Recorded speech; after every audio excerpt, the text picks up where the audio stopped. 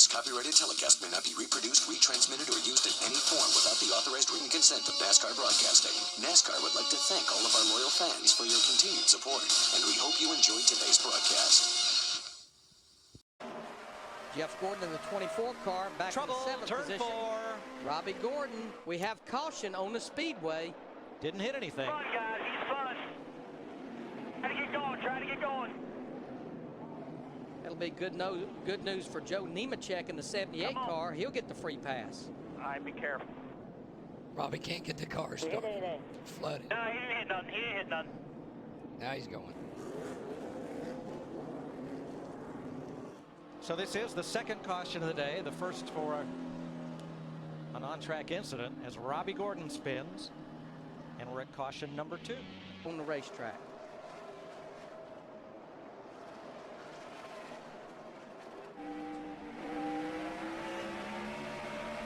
Boy, Franchitti and McMurray just about hung there up off turn 4. And Kenny Schrader and Paul Menard and Ryan Newman, all those guys had nowhere to go. Paul Menard had worked his way up to the 13th position. And Schrader was, what, 11th? Damage on Bobby Labonte in the 43 car there. Now that spin and crash happened in turn 2, but it started all the way back in turn 4. Which is not unusual for Bristol. McMurray can't get going. His luck has just been horrible these last few weeks. Wrong place, wrong time. Now watch the 40 and the 26. Franchitti in the 40 car walked up the racetrack, got into McMurray, and then Franchitti gets into McMurray, nowhere for Schrader to go, and then there they just start stacking him in. As he turned out on him, they just start stacking in behind him. Caution is out for the 4th time today. NASCAR Sprint Cup Racing presented on Fox by AutoZone. Dave Blaney has spun at turn number 2. Some drivers chose to pit, but many of the leaders did not. Here's what happened to Blaney. Watch that second yellow car in the picture. Just came around coming off the corner. We saw that happen a lot in Friday's practice car. Just once you're back to the throttle, and I'm telling you, he was a sitting duck there. They were coming at 263 laps complete. Denny Hamlin still leading. During pre-race, Darrell Waltrip was surprised with a gift. 42 car to turn, but now he's going to go a lap down here at lap 277.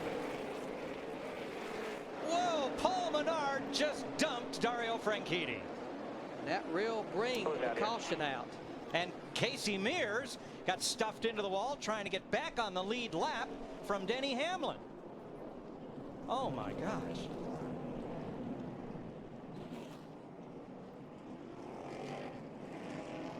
And you know, Franchitti, he got dumped yesterday in the Nationwide Series race by Casey Kane. Well, he just got the Bristol stomp put on him. And poor Casey Mears is a victim yet again. Let's show you how all this unfolded to bring out our 6th caution of the day. Going down the back straightaway. Menard got in the back of Franchitti almost before they got to the entrance of turn 3. You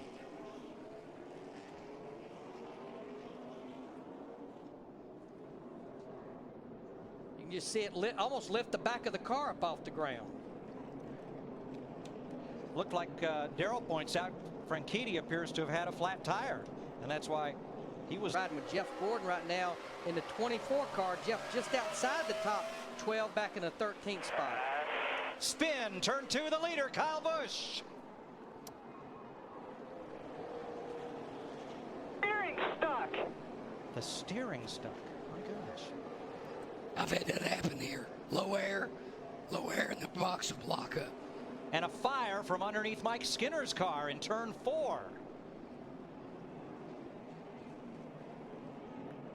Come down pit road. He's going to drive that thing to the fire truck. Pit road here. Stop right here. They get him to stop right there. The fire truck was right there. Stop. Stop right here. They don't want you to go down pit road. Stop right there. They'll come out right there. And that's a good call because there are cans of Sunoco race fuel all up and down pit road waiting to go into cars. They would. There they are. There they're coming. And here comes the fire apparatus. and Mike Skinner's car is extinguished. Mike, I've had that steering stick before after a pit stop. Inside. You'll see him go off into turn 1 here. Car turns good right there. You're starting to see some smoke there, like maybe he had a low tire going down or something. It looked like power steering fluid, like it blew a line off. You're probably right, Darrell, because I think that's maybe what the smoke was there. And he just had no steering whatsoever, and you're going to see him go down and get the inside wall. Remember, he comes in here, our points leader. For Kyle Busch, I know you mentioned he's 2 laps down, and we still have a quarter of this race to go, Mike. But Turn 2, Johnson goes around after getting into Jeff Burton. No caution, keep digging. We discussed them. Caution is out now. The caution is out. Caution's out. Good save there, bud. There was a slow car holding them up as they tried to thread the needle. They got together, and Johnson cut it hard left to keep from crashing Burton. Burton, of course, was battling Robbie Gordon in the 7 car. Robbie's a lap down. Jeff came down the racetrack a little bit, and Jimmy did all he could try to do to stay off of the 31 car. That'll put us under the 8th caution flag of the day. To be it because of a lap car, or he has to do it on the high side. Stewart is not going to give the bottom of the racetrack up. 14 cars on the lead lap, including good runs by Eric Almirola. Oh, we got one in the wall. Brian Vickers is in the wall down in turn 1 and 2. We stay green so far, but he's going to have a tough time getting back across the racetrack to get to pit road. Track is clear as Vickers limps around.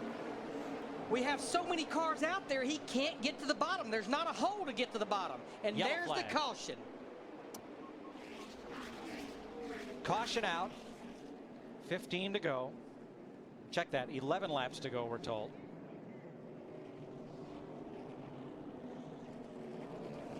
And watch on the left of your screen what happens here with the 83 of Brian Vickers. Looked like you had a right front tire down. Car Definitely. just straight into the wall. Definitely a tire. Now here's what's going to be interesting. We're going to be under 10 laps to go. We only have 14 cars on the lead lap. These guys have been out there for 120 laps on their tires. I think you're going to probably see the guys at the front try to... And Stewart in trouble. Hamlin goes by him. On the outside, Dale Earnhardt Jr. continues to fight Harvick. We got a slow car that's in the middle there. Dale Jarrett, he'll get out of the way. They'll be coming to 3 laps to go. And it's a 3-horse race, but it's Hamlin out in front. Hamlin was quickest before the caution of these 3. Now Harvick, he's going to look to the inside on Stewart going into turn 3 and 4. He's going to get that position away. 2 to go. 160,000 people, nobody's sitting down. Outside. No caution. There's the caution now. There's the caution. Field is frozen, and we will go to overdrive. These 160,000 plus fans will get everything they paid for and more.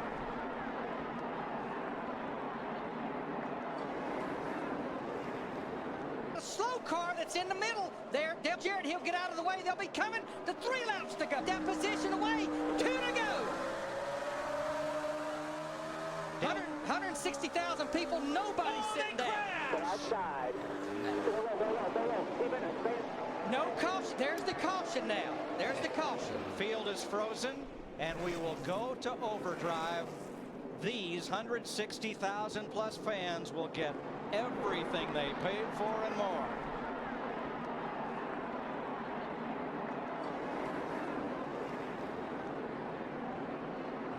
I'd like to talk, but I'm glad I can't. Now we're going to have to go back to the, they'll go back to the scoring loop. I'm sorry, Billy. As we said, this is Bristol. Maybe. You have that 100-lap stretch where not much happens, and then TV blimp, you'll see the contact. And you can see Harvick's car just walked up the racetrack just ever so slightly. That's all it takes here in the corners at Bristol.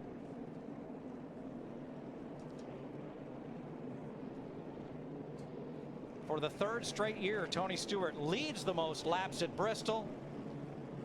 Will not go to victory lane. Now, Mike, I know we said it was a 3-horse race, but now all of a sudden Jeff Burton, who has 4 fresh tires, he's sitting up there on the rear bumper of Denny Hamlin in that 11.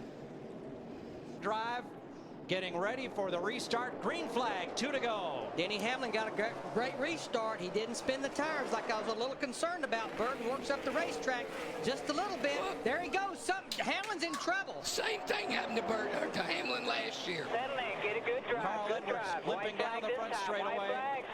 And both the Childress cars will get by him too. Hamlin's got a problem there, as well as Carl Edwards in the 99. Bring it on, bring it on. Levin's got a fuel pickup problem. For the first time in 2008, a Chevrolet will go to victory lane. RCR 1, 2, 3. Burton, Harvick, Boyer. Richard Childress Racing has never had a 1-2 finish. They just had a 1-2-3. Unbelievable. And that's why they sell it out every time the Sprint Cup Series comes to Bristol. Greg Biffle ended up 4th. Dale Earnhardt Jr. ended up 5th. 29 starts at Bristol for Jeff Burton. This is the first time he will drive to victory lane in a Sprint Cup car here. He's not won since Texas last spring. Way to go, buddy. 34 races ago. Great job, Jeff, buddy. Proud of all of you guys. Proud of you. 1, 2, 3. Thank you, guys, all of you. Car owner Richard Childress, Great congratulating job in the pits today, guys. Team Chevy driver Jeff Burton on winning at Bristol Motor Speedway from Chevy, an American Revolution.